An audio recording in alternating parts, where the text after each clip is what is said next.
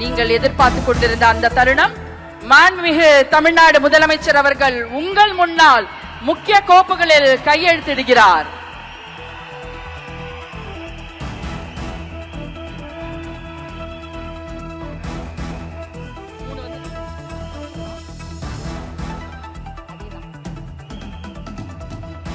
மாண்புமிகு தமிழ்நாடு முதலமைச்சர் அவர்கள் 2 மாதங்களுக்கு 500 யூனிட் வரை பயன்படுத்தும் வீட்டு மின் நுகர்வோர்களுக்கு 2 மாதங்களுக்கு 200 யூனிட்கள் கட்டணமில்லா மின்சாரம் வழங்கும் ஆணையிட்டுள்ளார்.